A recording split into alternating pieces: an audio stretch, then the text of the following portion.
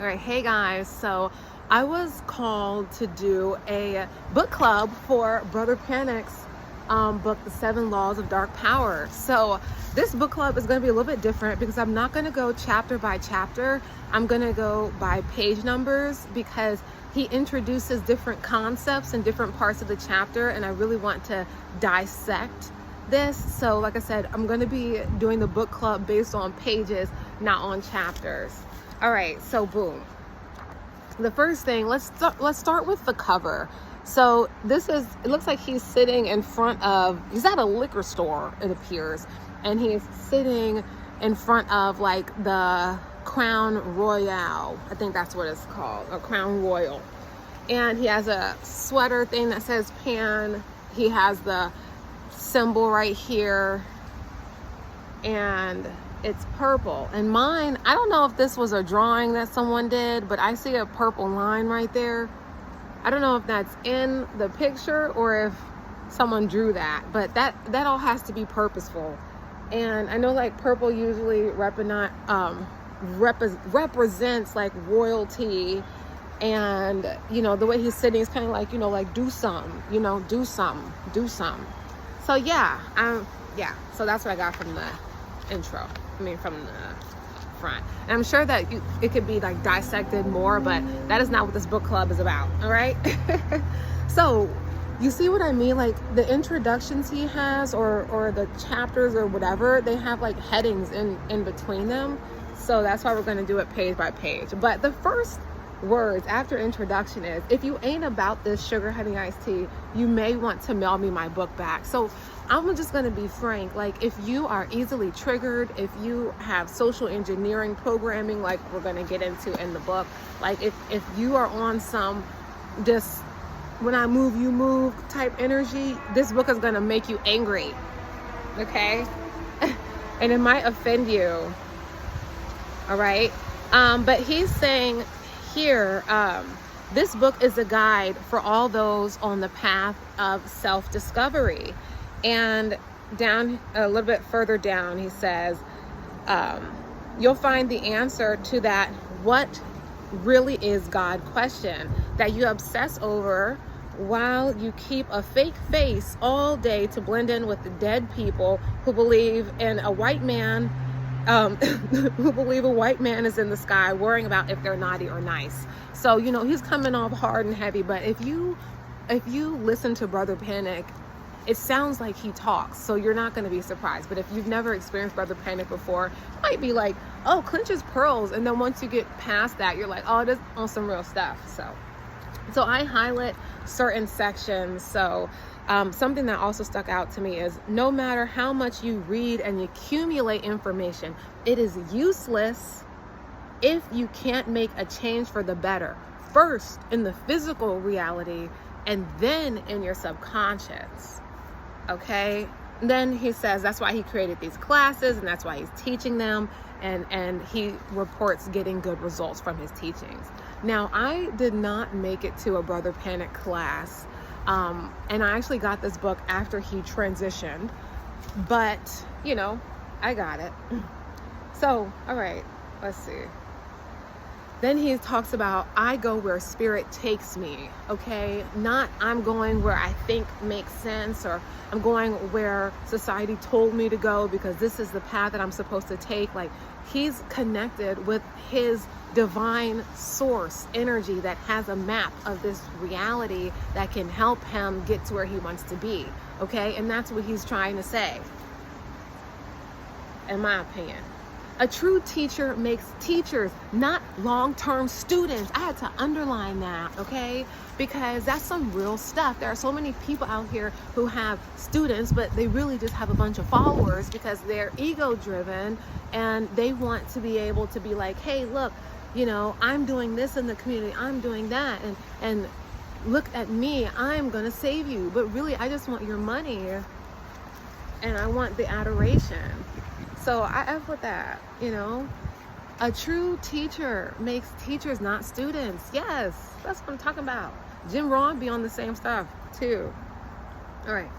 Let's see. For those who are new to this information, it challenges what it is you think you know, as I reveal what you couldn't see in plain sight.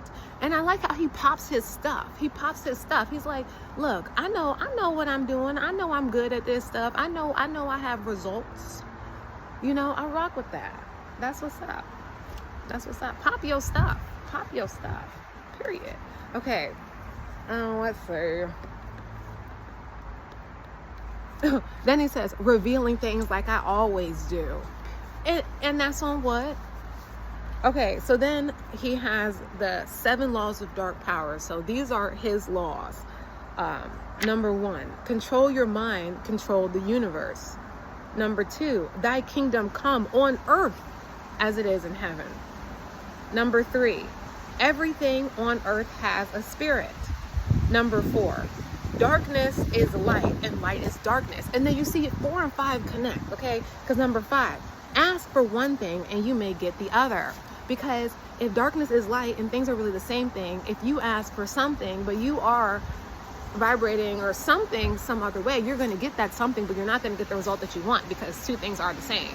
You know, light and dark are just, it's light and it's not light. It's this or it's not that, but it's still the same thing. All right. Well, we're going to get into that. Okay. Number 5. Oh, I already read that.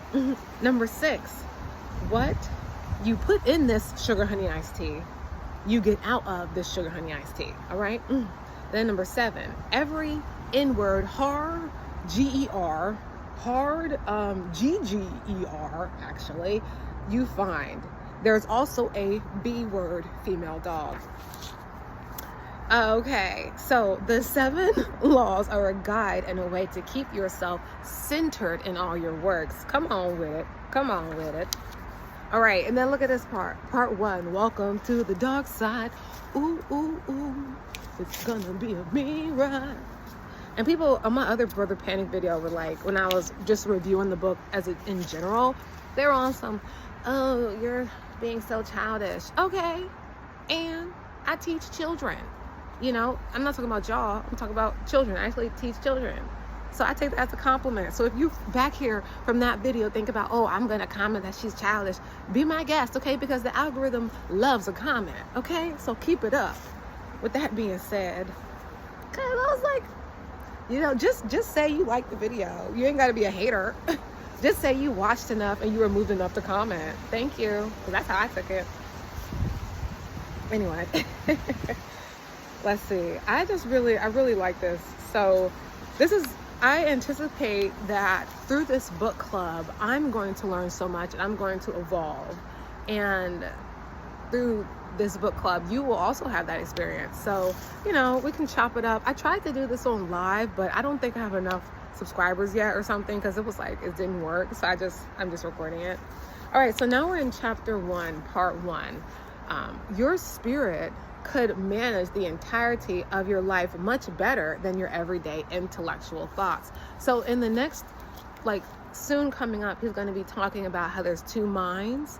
And basically what he's trying to introduce to us is the idea that there is another part inside of us that is now just our instincts, that is now just our this, is just being intuitive. But there is a space and a place that we can get to where that becomes a full direct line of communication, where that becomes a full direct line of conversation with a higher power that can see far beyond where you can see. So you have a lot more,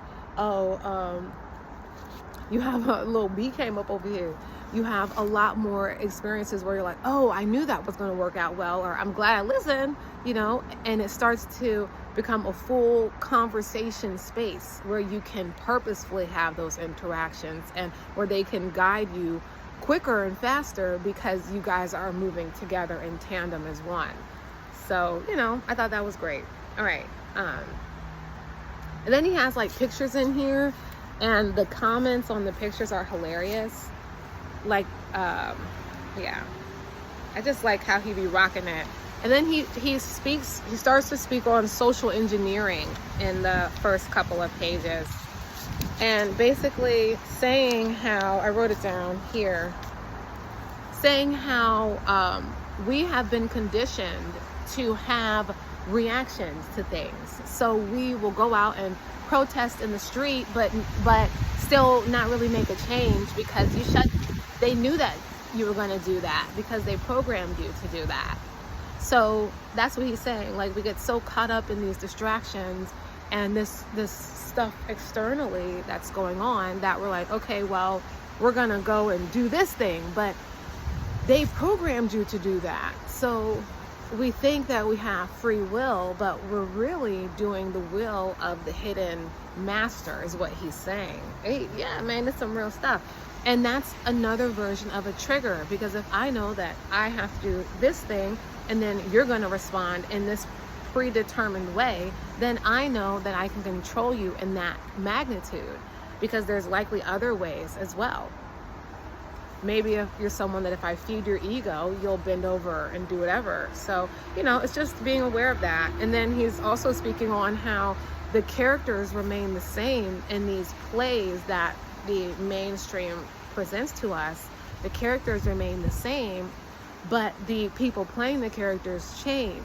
Like, you think that this particular politician or whoever is going to come in and change stuff, but nothing changes, because that is the same person. It's just someone else is playing that character. So he compares like overseers to the police.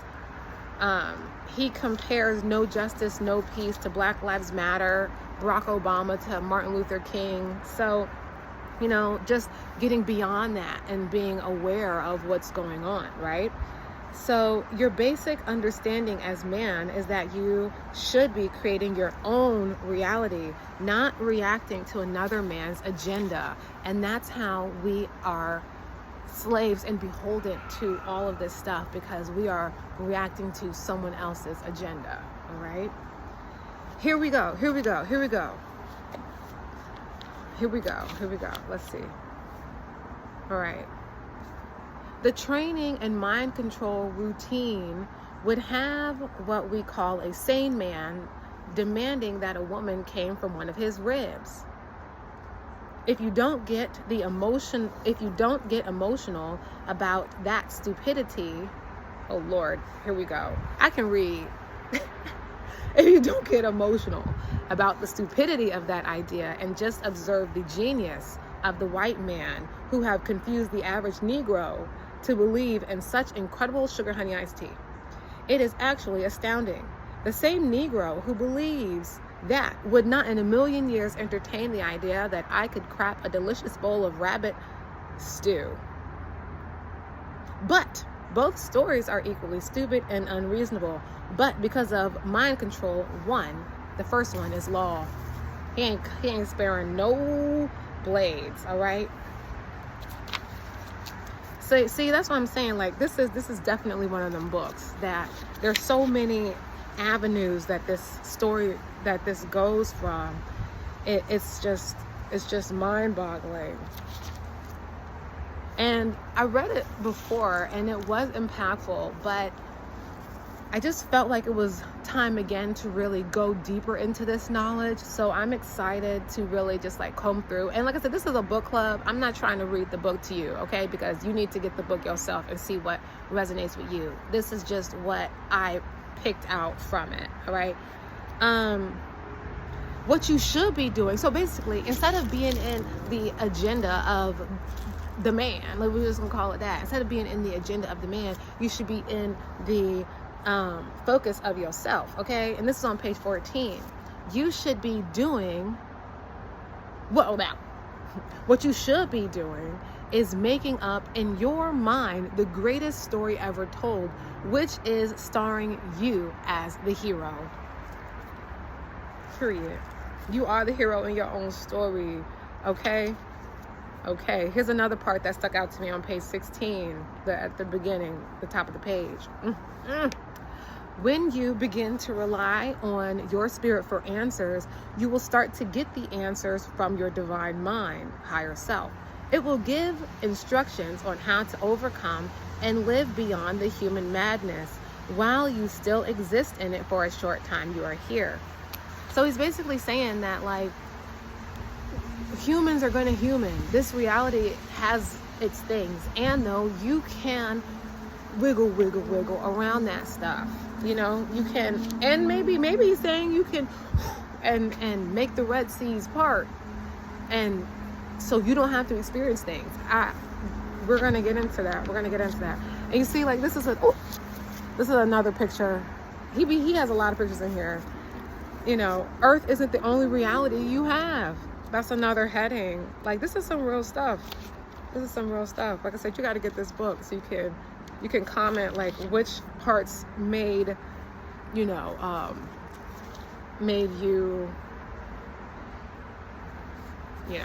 what I'm saying. Okay, this is a paragraph that stuck out to me. This is on page 23 where it says nothing. I'll give you a minute to get there, because by now I just assume you have the book. All right, so he says, nothing but dark power magic puts fear in your enemy. First of all, I was like, I didn't even know I had an enemy for real, but you know what? Perhaps. They spent a great deal of their resources on having the indigenous people of this planet search outside of themselves for help. You now pray and beg them for what you need, even if we so-called demanded what we want from them. It's really just dry begging white men. This is what he's saying, okay? Just dry begging white men to understand us and hope they become sensitive to our needs. In our minds, we think we are demanding it from him, but the fact that we have to demand anything from that man is sick. To ask him or wait for him to give it to us while pretending or really believing we forced his decision shows who really is in control and who your true master is. We still think our human goal is trying to make this man understand us. When will someone say, maybe we are at war? They know exactly who and what we are, and they are conscious of the oppression they dish out on you on the daily basis. Listen to this part, y'all. They know your God, you just don't. And that is what we're going to stop at. So we're going to stop at page 24, where he says ancestors are in your DNA. All right. And then we'll pick up for next book club. Because I feel like, because once I started reading that part, I was like, oh, this is going to a whole nother level. And it's just interesting because depending on where you are in life, what you get from a book will be different. Because I remember, the main thing I remember from reading this book the first time is how he meditates looking at apples. That's the main thing I remember. Just because I read it once and then I was on to something new. And though I feel like there's something I'm not seeing in this space, in this reality. I'm missing something. So the signs all pointed to reading this again. So now I am studying it to get as much as I can out of it. And so that's why I decided to do this book club.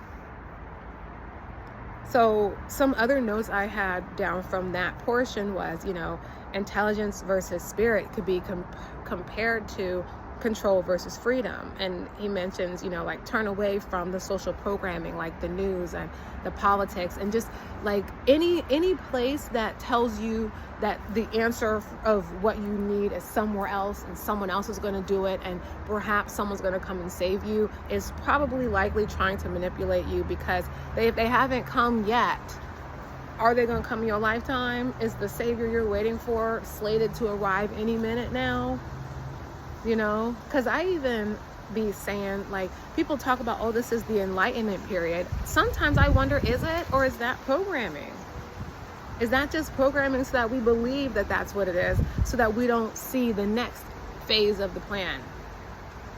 So I don't even get too heavy into that, because is it, or is that just a part of this play? I don't know. I'm not in the boardroom of when, but there's something that is more aware. So if I can, and if we can get more connected with the higher realms and get in tune with the ancestors and the frequency of this planet, and really understand how to operate here in our fullest capacity, then we share that information with others, then we have more ground to stand on.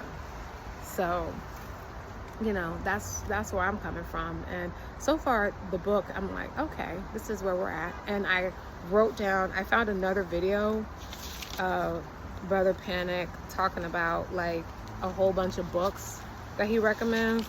So I literally like wrote all of them down. And after, I'm also working on not being a clutter rabbit. I'm going to finish this book and study as much as possible before going to the next thing, because one of the things that I'm evolving towards is, you know, finishing what I start, and just not like going to the next thing because I'm ready to be at the next thing, just, you know, finishing what I start. So I'm going to focus on finishing this book club and really just engaging in study. So this could end up being like a study thing. This could end up being just a regular book club. I think it's going to be a study thing. That way I can go over as much as I want. And I appreciate like people that are just black, you know. I appreciate that. I appreciate people that, you know, still talk Ebonics, you know, wear sweaters on the front of their thing. Like, I appreciate that authentic Negro vibe, you know, that I'm not finna be doing all this shucking and jiving, as Tisa would say, shucking and jiving, doing the thing. Like Tisa tells, she's awesome, but, you know, I ain't finna be doing all that, like she be saying. So it's nice to see someone who had their version of some type of control experience that just was authentically himself. You know, he would get up on there and rap, and then I had like just for hours and hours and hours. But, you know, that's a mark of a true passionate individual. And another Brother Panic story I went through like a phase where I was like really listening to his videos and things, and then I watched the video where he said to look up into the sky. So of course I was like, okay. So I came out that same night and I looked up into the sky, and I'm just like, you know, looking up there, and all of a sudden I see like this thing that looks like this black thing like go across the sky. And I was like, what is that? Because it didn't look like anything I had ever seen before. And it was clearly mechanical, but it was a triangle and it was going this way. So I'm looking like, what is that? And then all of a sudden it collided with something else, and then it turned into this circle. It turned into a circle, and had like things like electricity around it. And it just stayed up there, and it started like zigzagging. So I went and got my family, and we're looking at it, and people thinking I'm moving the camera because this thing is moving so crazy. I'm like, no, I didn't move the camera. It's doing that. What is that? And nobody knew what it was. So all that to say, after that experience, and then like Reverend Ike says, the universe will start to like play tricks on you and play, not tricks on you, will play games with you, and in ways that only you can really, you know, be like. And so things like that started happening, specifically when I listened to like Brother Panic videos and just like other videos. I've just noticed that sometimes reality doesn't seem as stationary. Like videos respond to things, and I'm like, but it's starting to happen more frequently. So some part of me thinks perhaps there is an enlightenment period, but another part of me is like, is there really? Like, what is going on? And with that being said, I want to get more into that. I want to be more tapped in, turned on, as Abraham Hicks would say. So that's why I'm listening to Brother Panic and just, you know, getting my pan on when it comes to learning about all this stuff in the universe. And we're going to see what happens.